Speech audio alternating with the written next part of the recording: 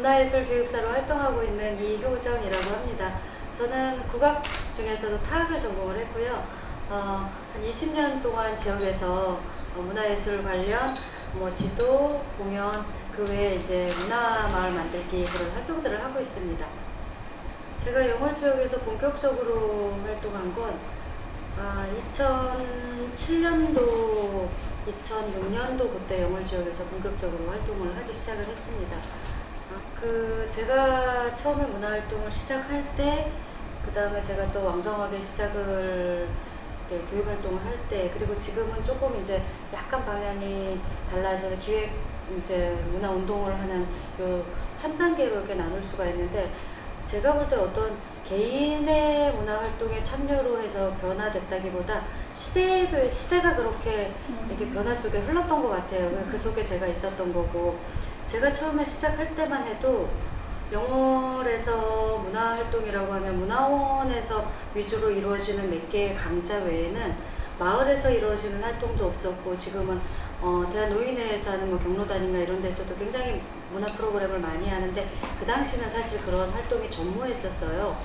그런데 마을에서 이제 소규모로 시작했던 문화 활동들이, 예를 들면은 그 문화 프로그램이 무슨 행정장치로 경연대회에 가서 상을 받고 그러면서 관심과 두각을 나타내기 시작을 했던 거예요. 그러니까 주변에 있는 마을들이 영향을 받아서 그게 이제 퍼져나가서 확산이 되고, 그게 영향을 받다 보니까 이제 군 자체에서도 이런 문화 활동이나 예술 교육이 이 주민의 어떤 역량 강화나 이런 데 굉장히 중요한 역할을 하는구나라고 인지를 하기 시작한 것 같아요. 그래서 제가 이제 본격적으로 교육 활동을 왕성하게 했던 그 시기에 폭발적으로 문화 관련 활동, 강좌들이 많이 생겨났어요. 그리고 그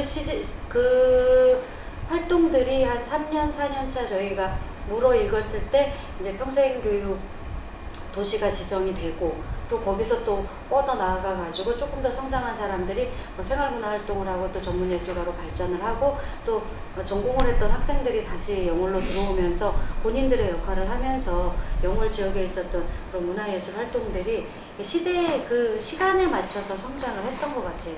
제가 2012년도, 11년도 그때 이제 경로당 프로그램이 2010년도, 2011년도쯤서부터 그 마을 프로그램을 시작을 했어요.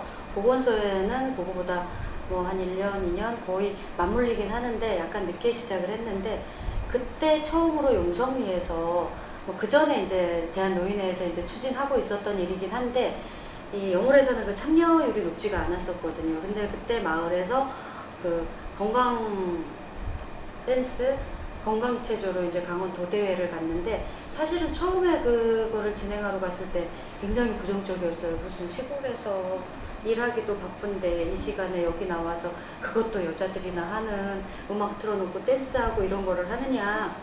그럼에도 불구하고 이제 우리가 여가 시간에 우리가 뭔가를 해보자고 이장님, 노인 회장님 다 힘을 합쳐가지고 그 저녁 시간에 보통 7시에서 시작하면 9시 반 이때까지 밖에서 땡볕에서 연습을 했어요. 근데 결과는 올라가서 저희가 2등을 하긴 했는데, 그때 그 과정이 힘들었는데 그분들이 올라가서 상을 받던 안 받든 간에 그 마무리를 짓고 나서 너무 행복해 하시면서 마을 다나 으쌰으쌰하는 모습을 볼 때, 내가 이게 사실은 마을 찾아다니면서 하는 프로그램이 녹록하진 않거든요. 그때 이 마을 프로그램이 정말 보람된 일이구나 그때 느꼈어요. 그게 한 번 하기 싫어서 그만둬야 되겠다라는 생각을 했으면 아마 여기까지 못 왔을 것 같아요. 네. 그리고 언젠가는 그분들이 그 당시에는 오해를 할 수 있지만 지나고 나면 그 취지나 어떤 그런 것들이 사실은 제가 강의 활동을 하는 거는 제 사익을 위한 활동이에요. 그런데 그 강의 활동 이외의 활동들은 제가 볼 때는 공익활동이라고 저는 생각을 하거든요.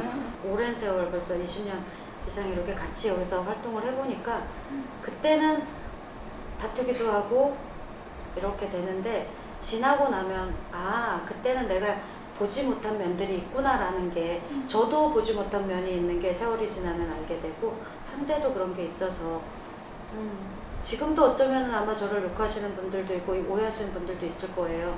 그렇지만 저는 그만두진 않을 거예요.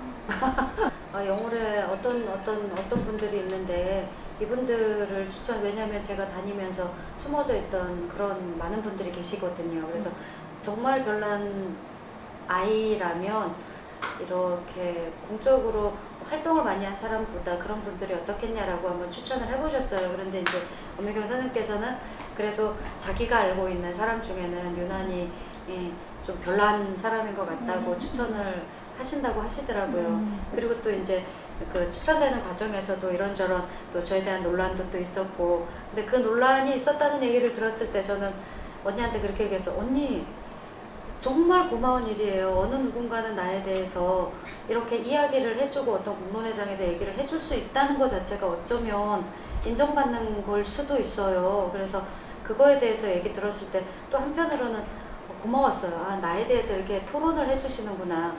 아, 그래도 또 나 말고도 다른 분이 계셨을 텐데 라는 생각이 정말로 5대5로 들었어요. 네. 지금 제가 하고 있는 이런 활동들이 제가 가치가 있다고 생각을 해요. 영월군에 가진 재원은 한계가 있는 거고, 그 재원을 지금 현재 있는 사람들한테 골고루 나눠주는 것도 힘든데, 그 재원에 우리가 기대가지고 어떤 활동을 하기에는 너무 힘들어요. 그리고 또 문화예술이라는 것 자체가 굉장히 독립적이고 자주적이고 이런 활동인데, 이 관에 기대게 되면 아무래도 좀 뭐라 그럴까요? 그런 가불관계가 가불관계가 형성이 되고, 또 우리가 하고자 하는 일을 주체적으로 할 수가 없는 어떤 그런 입장이 되고, 그래서 제가 아니라 어떤 누가 됐던 이 문화예술 활동이 조금 더 독립적으로 가고, 그리고 또 우리가 하고 싶고자 하는 일들을 이렇게 하려면 저희가 이런 일들은 저 아니더라도 누군가는 해야 된다고 생각을 해요. 그래서 지금 하고 있는 일이 저는 가치가 있다고 생각을 합니다. 그냥 제 주관과 가치 중에 하나가 이 개인이 됐던 단체가 됐던 어떤 그 그룹이 됐던 간에 연대해 나가고 함께 협력해야 된다고 생각을 하거든요. 그래서 저희는 우리 생문협체가 지금 현재 이제 회장으로 있잖아요. 언제든지 열려 있습니다. 두 손도 이렇게 항상 이렇게 내놓고 있습니다. 감사합니다. 언제든지 불러주십시오.